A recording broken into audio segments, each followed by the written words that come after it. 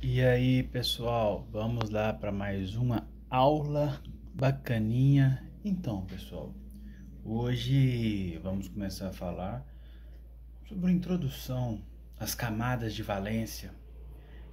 Para que serve?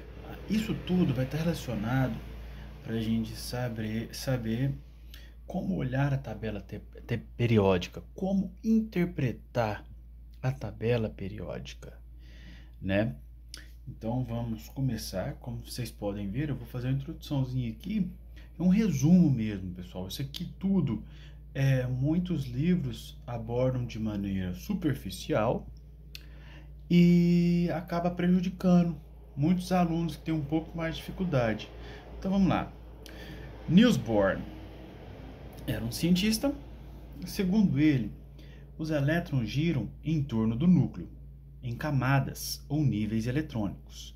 Então, aqui eu tenho o elétron, aqui eu tenho o átomo, em torno dele estão as camadas, em torno dessas camadas estão os elétrons, essas camadas. E essas camadas, elas são divididas e elas podem ser, são denominadas de camadas ou níveis eletrônicos. São 7 camadas ou níveis eletrônicos, que se denominou K, L, M, N, O, P, Q. E o número de elétrons em que cada camada cabe. Na camada K cabe 2 elétrons, na camada L cabe 8, na camada M cabe 18, na camada N cabe 32, na camada O 32, na camada P 18, na camada Q 18. Ah, mas para que eu preciso saber isso, professor? Então, isso aqui vai te auxiliar também na parte quando for falar, na parte de troca de elétrons, na parte quando elementos se juntam para formar um novo elemento, né? Então vamos lá. Quais são as regras? A regra, primeira, preencher as camadas K, L, M, N e assim sucessivamente. Não se pode ultrapassar o número máximo de elétrons por camada.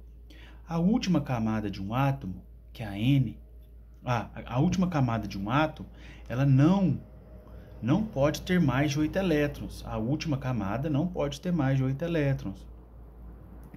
Quarta, as camadas M, N, O, P e Q só tem os seguintes números de elétrons. Na camada M pode ter 18 ou 8 ou menos de 8. Na camada N só pode ter 32 ou 18 ou 8 ou menos de 8. Na camada O, 32, 18, 8 ou menos de 8. Na camada P, 18 ou 8 ou menos de 8. Então, basicamente, essa é a regra. Aí vem os exercícios. Exemplo, esse elemento aqui, o rubídio, apresenta o número atômico 37. É o número que ele representa na tabela periódica. O número atômico representado por Z. Z, o número atômico é igual ao número de prótons se o átomo for neutro. Se o átomo tiver carregado positivo, ele muda, o número atômico dele muda. Não, o número de prótons muda, o número atômico não. E o número de elétrons também pode mudar. Mais para frente terão uma aula sobre isso. Então, vamos lá. Rubídio, 37, o número atômico dele. 37, o número de prótons. Vamos fazer a distribuição. Na camada K tem 2. Na camada L tem 8. Na camada M tem 18. Na camada N tem 8. E na camada O tem 1. Então, 37 elétrons. Então, ele tem 1 elétron na sua última camada. Mas para que eu preciso saber isso, professor? Então, um átomo, para ficar estável, ele tem que ter esse número de elétrons na sua última camada. Geralmente, ele vai ter 2, 8, 2 ou 8, 18, 32, 18, 18 ou 8. Aqui na camada é 8, viu? Eu errei aqui. Não, tá certo, é 18 mesmo. Então, se um átomo de rubídio quiser fazer par com alguém, para ficar estável, o que ele precisa? Ele precisa achar outro átomo que tem um elétron na sua última camada, para ele compartilhar, se for uma determinada ligação. Essa ligação covalente, ligação iônica Isso a gente vai ver em outra aula. Aqui é só dando uma explicação o porquê que eu preciso saber a importância dessas camadas. Está relacionado a o que ele precisa fazer para ficar estável. E se tiver outro átomo de rubídio, ele ficaria estável? Sim. Se tiver outro átomo de rubídio e esse átomo e os dois compartilhar elétrons, então o átomo de rubídio ficará estável. Por quê? Porque ele vai ter 2 elétrons na última camada. Então, aqui, o átomo de rubídio, essa aqui é a última camada, a última camada dele. Ele tem um átomo, tem um elétron na última camada. O que ele precisa fazer para ficar estável? Ele precisa de outro elétron para poder ficar estável. Não se preocupem, isso vai ser explicado em outra aula. O importante aqui é saber fazer a distribuição na camada de valência. Vamos lá então. Sb é o antimônio.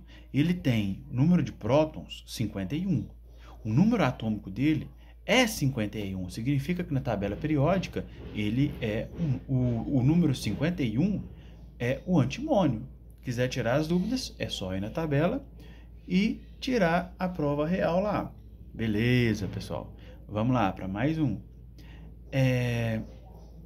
Antimônio K2L8 M18 N18. Lembra sempre dessas regras aqui, pessoal. Essas regras aqui são muito importantes seguir elas. Na camada O pode ter 32, 18, 8 ou menos de 8, beleza? Então, na camada O tem 5. É menos de 8? É. Na camada O eu tenho 5. Fica mais, vamos lá. Se ele fosse fazer uma ligação onde ele partilha elétrons, ele precisaria de quantos elétrons para ficar estável? 3 elétrons. Beleza.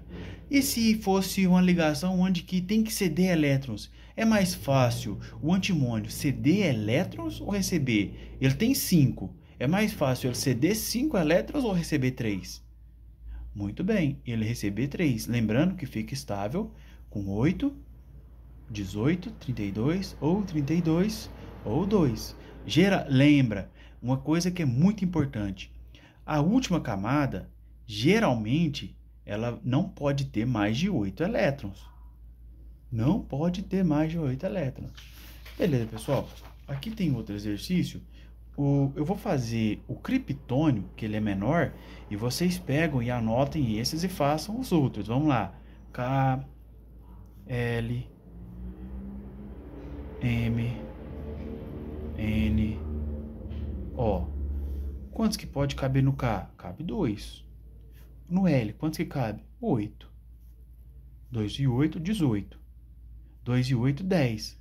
Quantos que cabe no M? No M é 18. Beleza. 2 mais 8, 10. 10 mais 18, 28. Quanto que cabe no N? No N, aí a gente volta na regrinha aqui atrás. Cabe 32. Cabe 32. No N cabe 32. Mas quanto que precisa para chegar aos 36? Vamos lá, 28. 28 para 36 cabe 28 mais 36 cabe 8. Beleza? Então aqui eu vou ter 8 elétrons na última camada. Então, pessoal, cabe 8 elétrons na última camada. É o mesmo que dizer que ele está estável. Até mais, pessoal.